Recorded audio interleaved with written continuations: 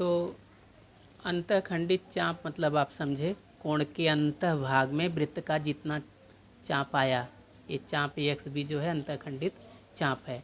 अब यहाँ देखिए ये कोण ए बी सी, तो आपको पता लगता है अंतः भाग में कितना भाग आ रहा है, ये यहाँ से यहाँ तक।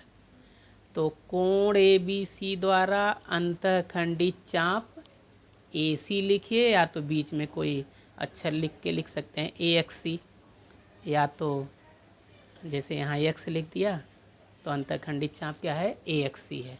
अब ऐसे यहाँ देखिए ये कोण है, अंतः भाग में कितना आया आपको दिख रहा है, ये यहाँ से लेके ये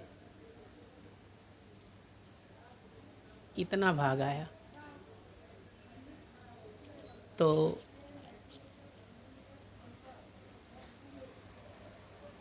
और यहाँ देखिए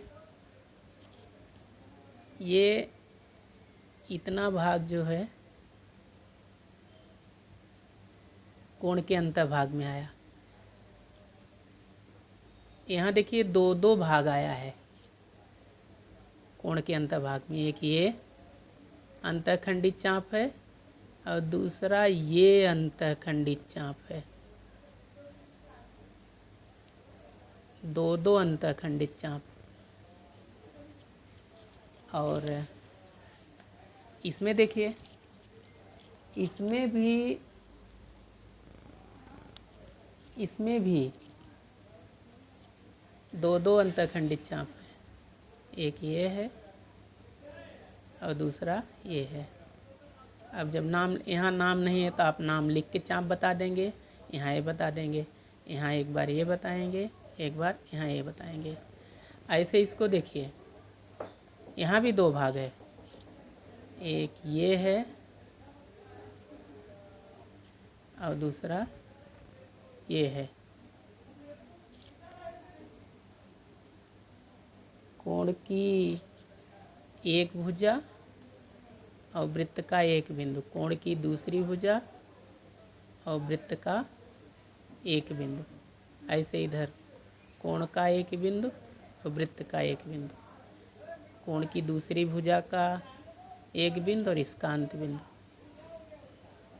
तो ये सब जो है अंतःखंडित चाप हैं।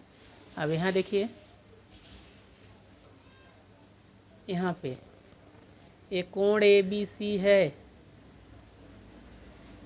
एक भुजा का एक बिंदु ए और वृत्त का भी एक बिंदु कॉमन है, लेकिन दूसरी भुजा का कोई भी बिंदु वृत्त पर नहीं है, दूसरी भुजा का कोई भी बिंदु वृत्त पर नहीं है।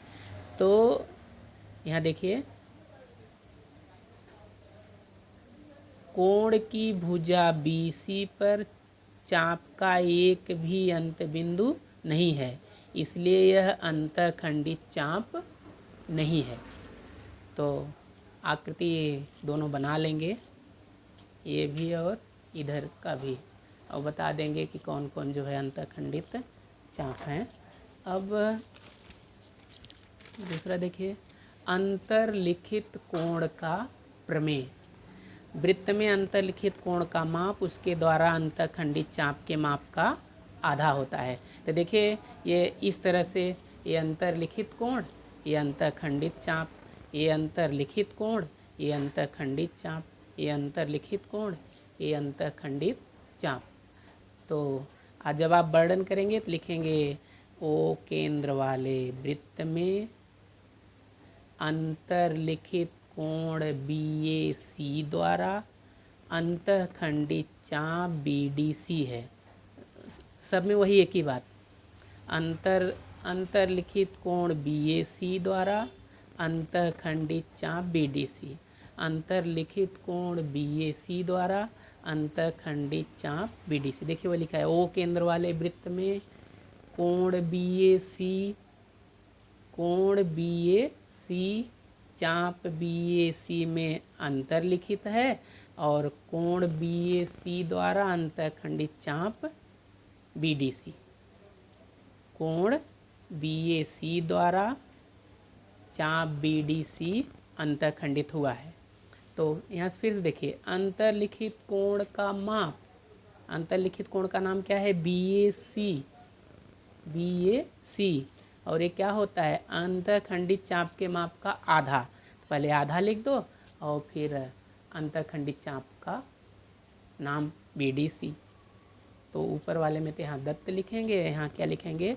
अंतर्लिखित कोण के प्रमेय से। ये जो हेडिंग है, अंतर्लिखित कोण के प्रमेय से, ये दोनों लाइनें याद रहें। यहाँ तो ऐसे आकृति दिख रही है, ये इस तरह से भी आकृति हो सकती है इसकी, तो भी वही सूत्र रहेगा, या इसका मुंह जो है ऐसे नीचे की तरफ हो सकता है। देख रहे हैं ना, ये अंतर्लिखित कोण और ये जो है अंतखंडित चाप। अब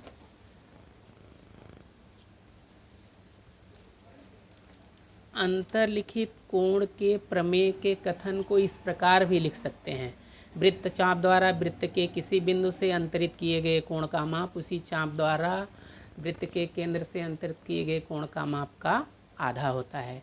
तो देखिए, वो केंद्र वाले वृत्त में चाप BDC द्वारा वृत्त के केंद्र A पर अंतर्लिखित कोण BAC है, तथा उसी चाप BDC द्वारा वृत्त के केंद्र पर अंतर्लिखित कोण BOC है।